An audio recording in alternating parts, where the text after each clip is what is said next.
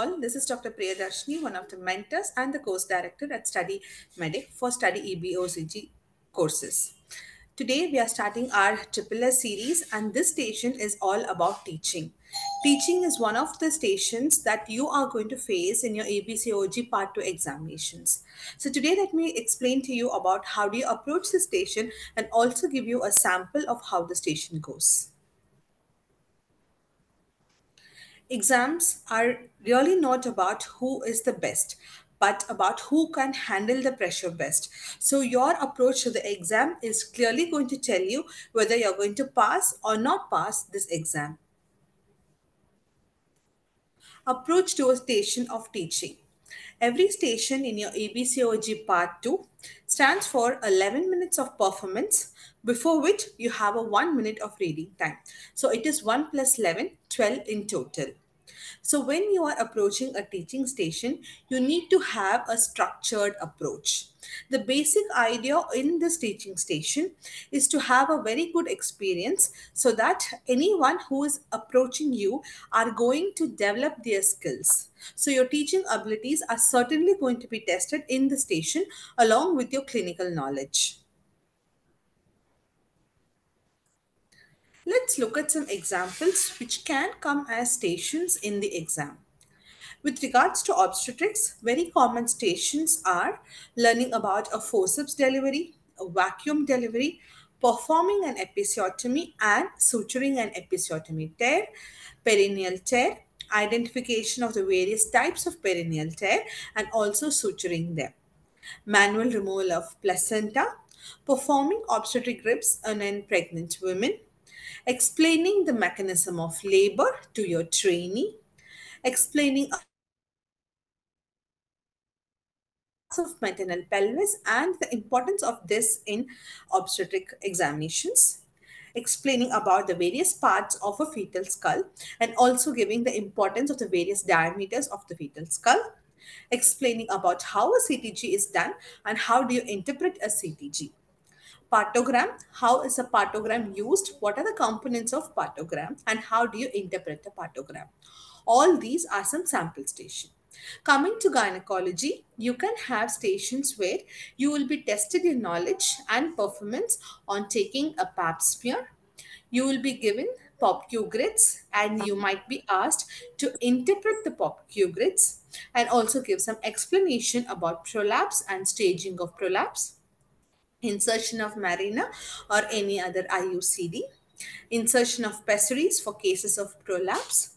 How do you perform a gynecological examination? Laparoscopy. In laparoscopy, again, you can be tested on basic things like about the entry of laparoscopy or performing a laparoscopic procedures, hysteroscopies, and other procedures like colposcopy. We need to understand that all of these topics that I've highlighted here are going to be testing your basic skills. So it can either come as a skill station or it can come as a teaching station. So having a profound knowledge about all these topics is certainly going to help you for your exams. Highlighting some tips and tricks that you can use in the station of teaching. First thing is how you are going to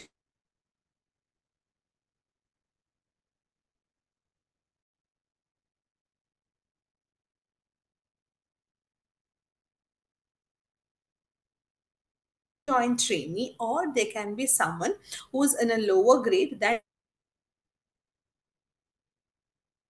create a very good rapport so that the role player feels very comfortable to talk to you. So building rapport with the student is again a very, very essential part of this station. And you need to help them engage and also concentrate by moving your chair or by standing very close to the candidate. It is also essential that all the properties that are given to you in the particular station are used to the fullest. Say, for example, if there's a pair of glove kept, kindly try to use the glove before doing an examination. These are some vital points. In your communication, you need to be bold and you need to be confident and you need to be loud. Both the role player and the examiner must be clearly able to see your performance, or also listen to the tasks of what you are talking and how you are communicating to them. Do not try to be authoritative as you're just teaching a junior. And we need to understand with any teaching station, the more milder you are and the more well behaved you are towards your colleague, towards your junior, is certainly going to add up to the marks. And there must be some kind of closure to the station. And how do you give a closure? You can ask for feedback about how the teaching station was. You can also give them some information tips and also some learning materials for which they can use as reference. You can invite them for further learning sessions. And also you need to motivate them by saying words like a single teaching of 10 or 15 minutes might not help you, but rather it is a very good start for you and you can continue to be better and better. This will certainly improve the confidence of your junior and it will add more marks to your performance. Always try to invite questions from the role player. Just in case you're deviating from the topic, the role player can certainly bring you back to track in the station. Also, you can try and summarize about what you're teaching your junior and make it very clear that by the end of the station, they have very few valid and important points as a take home message for them.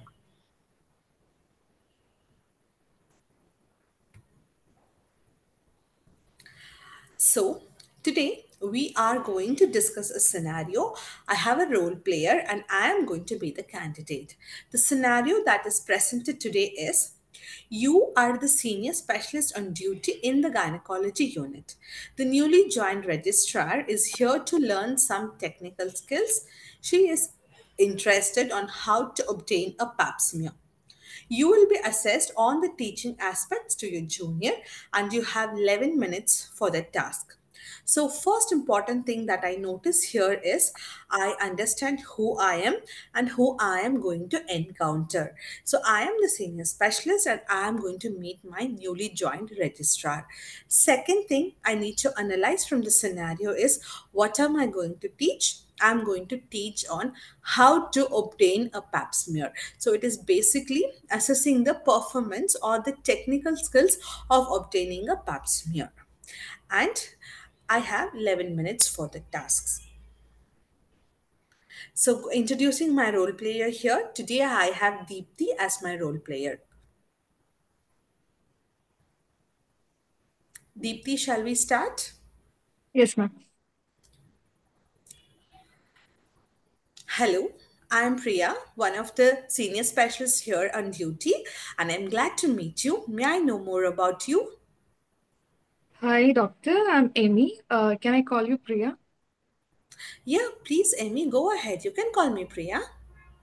Hi, Dr. Priya. I just want to know about the pap smear because everybody knows about this. So I'm very tense because I have don't know nothing about it. So can you please elaborate that? Sure, Amy, do not worry. We are all here to help you. You seem to be a bit anxious or nervous. Is everything okay with you, Amy? Yes, Priya. But I need to know about this. So that's why I'm tense today. Do not worry. Every procedure will make you anxious till you learn about it. But as you get used to it, as you get trained to it, you will be very, very fine about it. All of us have crossed a stage that you are in today, and you will be very fine with it. First of all, thanks for coming here to learn about it. I encourage and I appreciate your enthusiasm about learning. I am the senior specialist here, and I'm here going to teach you about pap smear. Do you have any idea why a pap smear is done? Yeah, I know that it's used for cancer screening. So that's I know, but I don't know more about it. Well done. So you have a basic idea that it is a screening tool used for malignancy screening. Let me tell you, pap smear is one of the very, very common gynecological OPD procedures. It is used for screening of cervical cancer. Now, pap smear is a traditional method. It's been used for ages together as one of the best screening methods. However, there are many new modifications added to that. Okay, so there are two basic things you have to remember. One is the conventional pap smear, and one is the latest one, which is called as the liquid based cytology. So let me tell you a bit about the background and then I will tell you how to take a pap smear. Is that okay with you? Okay. Thank you for that. So you can come a bit closer, and today we have some instruments also to show you. Okay. Okay. So let me first tell you the conventional pap smear is something that we do with an instrument called as an oil spatula. This is basically a wooden spatula that we use, and this will be used to take the cells from the mouth of uterus, which is called as the cervix, and this has been in use for very long years. What we basically do is we take the cells from the cervix, we smear it on a slide, and we send it to the pathologist to have a look under the microscope. Once we have a look under the microscope, we will classify the cells.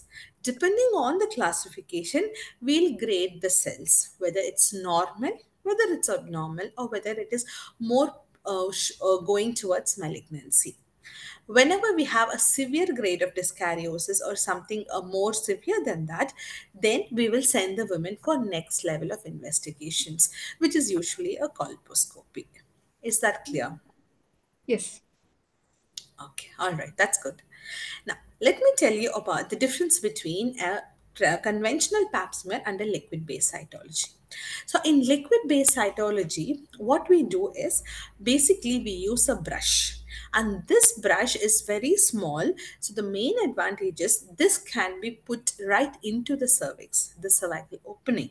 So, we get more amount of cells, and those cells can be used for examination. This is the basic difference. So one we are using a cytobrush and the other one we are using an oil spatula. With the oil spatula, generally what we do, we smear it on the slide. Whereas with the cytobrush that we used in the modern days, we insert it or we dip it into a solution which contains formalin and we send it to the lab. In the lab, they centrifuge it, they take the cells and they put it for examination. So the end result is going to be the same, that is, we are examining the cervical cells. However, the method of obtaining might be a bit different. Did you get the point? Yes. Clear. All right, that's good to know. And now, let me tell you practically how we are going to do it on a female. So, generally, when you are trying to perform a pap smear, first thing is you need to get a verbal consent from the women. You need to tell her that it is an outpatient department procedure. It is not a painful procedure, and generally, we tell them to avoid sex at least for 1 or 2 days before we do the procedure, so that the seminal fluid, the cervical secretions and the seminal fluid are not mixed. And also we tell them not to do any kind of vaginal douching also, because we want the cells and the cervix to be as natural as possible. Am I clear? Yeah. Okay, excellent. So, second thing, what we are going to do is about patient positioning. We position her in a dorsal lithotomy position, and we ensure that there is adequate amount of lighting. It's always better to tell her to empty her bladder and come, because it can cause some kind of discomfort if the bladder is full. Next, we have to make sure that our pap smear tray is ready. So, what all you need in that? You need a speculum. It can either be a sim speculum or a Cusco speculum to ensure that we are having adequate visualization of the cervix. This is the first thing. Second thing, we need to make sure we have our LBC set, that is our liquid based cytology set with us. In this, we have the pap smear brush and we have the formalin tray. And since we are examining the vagina, we have to make sure that our hands are sterile. So always put on sterile glove, stand in the foot end of the patient, make sure the patient privacy is being protected, and you have adequate lighting. You have an assistant who is going to help you. These are some important parameters to keep in mind. Is it okay? Yes. All right, excellent. So, next, what are we going to do? I am slowly going to open the lips of the vulva and gently introduce my speculum inside. Once I introduce my speculum, I'm ensuring that I'm having an adequate visualization of the cervix. And once I see the cervix, I'm going to use the LBC brush, put it inside, and ideally have a rotation of at least 4 to 5 times so that I get adequate number of cells. And once I do that, I remove the brush, put it into the formalin solution, and I send it to the lab.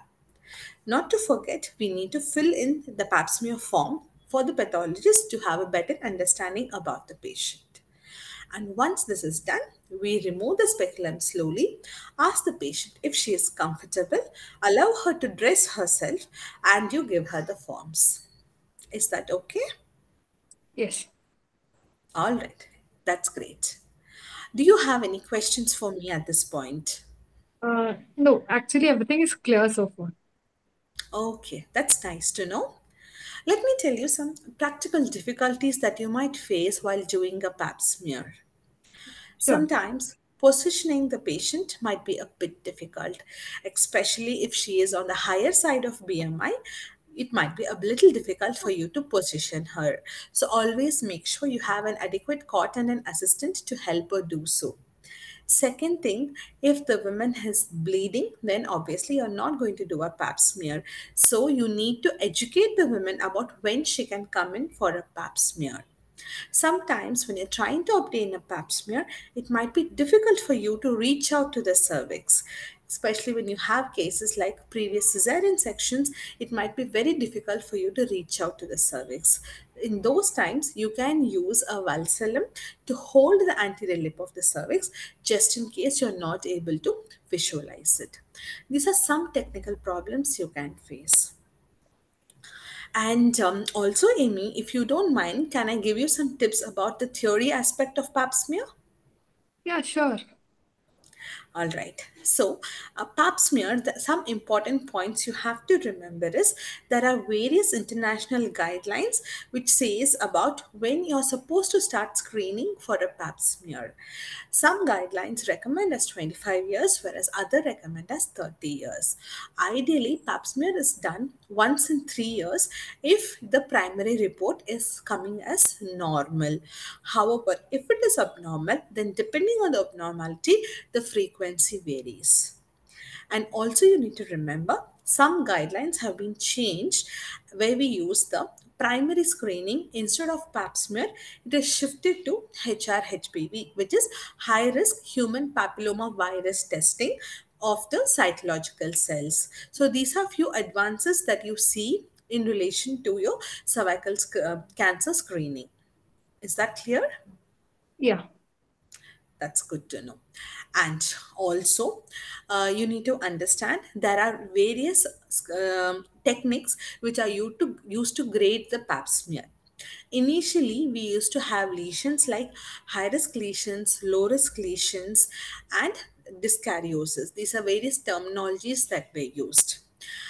And again, we have CIN1, CIN2, CIN3, which are other changes that we see in the cervix. So there is a lot more that you can read about pap smear, and I know it's difficult for you to grasp everything. I will give you some information leaflet and some videos where you can go ahead and read about it, about the conventional pap smear, the classification, and also about the latest addition on cervical screening. Is that all right with you? Yeah. Okay, now I would encourage you to try taking a pap smear. I have the uterus model and I have the OS spatula here for you. Would you mind trying that? Yeah, sure. Yes.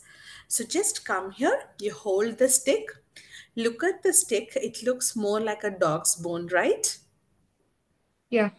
Yeah. So the idea of having this model is basically the cervix has two parts. It has the ectocervix, which is the outer part, and the endocervix, which is the inner part.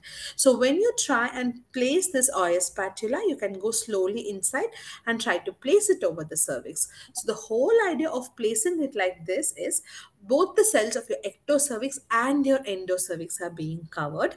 So we get adequate cells for as specimen for identification. Is that okay? Yeah. Yeah. So please go ahead and try it on the model. Okay. Find it easy? Yeah.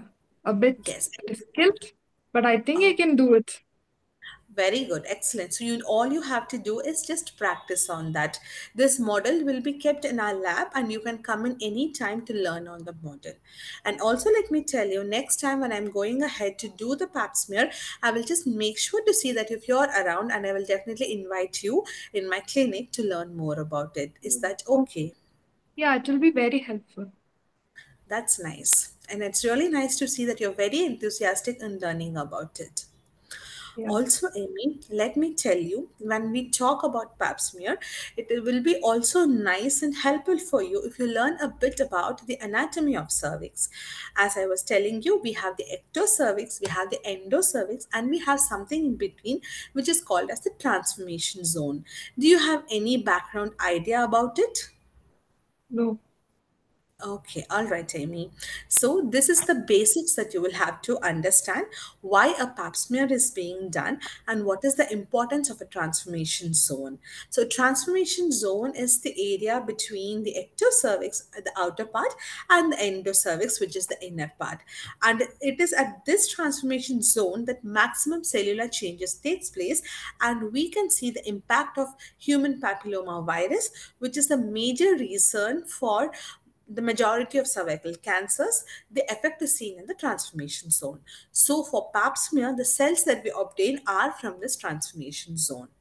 Do not worry, I will give you some information on this also, so you can go and have a look and revise about the transformation zone. Is that okay? Yes. All right, Amy, lovely to see you. So, Amy, just to summarize, I have taught you on how to take a pap smear, the difference between a conventional pap smear and the liquid based cytology. We have also discussed a bit about the understanding the various classifications we use in pap smear and in the cytological cells.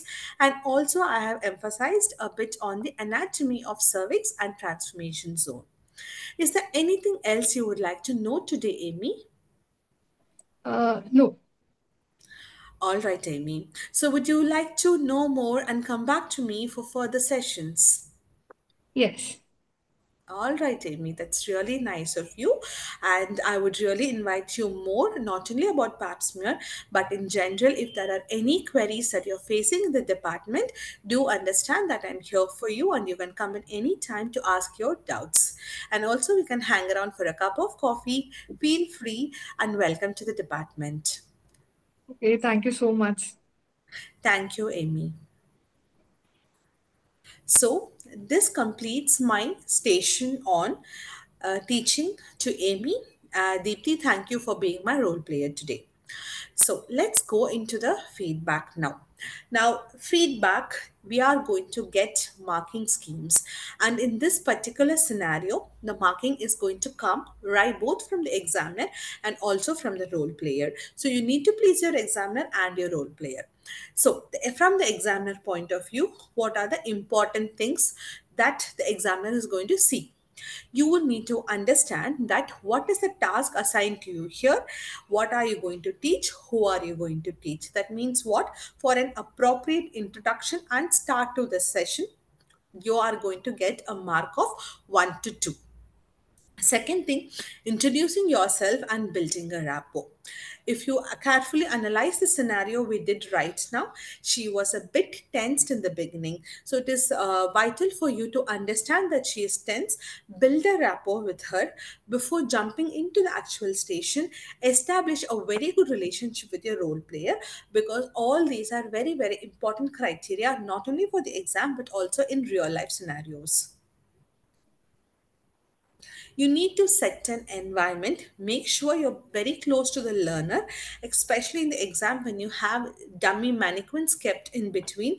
Make sure you're standing very close, and on the examiner is also having adequate space to analyze the situation. If you're standing too far away, it will be difficult for you to explain and also use the properties. So what you do, you keep the properties in between, and you and the role player can stand on two sides. So it will make it easier for access and communication. Next, you need to explain to them what are you going to teach. Most of the topics that come here have a lot to teach, and it's very difficult for you to sum up everything in the given span of 11 minutes. And also, giving a lot of information to the role player is not required in this station. The role player needs only adequate a little bit of information in this. So, whatever is the topic that is important to them, you are going to explain that. So in the scenario we just had, the role player Amy was more interested in learning the technique of pap smear. So I explained the technique completely, and I also gave some vital information about the standards we have in managing pap smear. Like we have the scenarios, the grading techniques, and also I gave her some practical tips that can be useful to her, and also some anatomy of the cervix which she can read later. If I have to sit and talk about the figure staging, then it's going to take a lot of time. If I have to sit and explain about the transformation zone and the types, again, it might take a lot of time, and I will be diverting out of the topic that is assigned to me, where the topic assigned was how to obtain a pap smear. So I try to stick on to my basic topic and also analyze some other additional topics which can help my learner.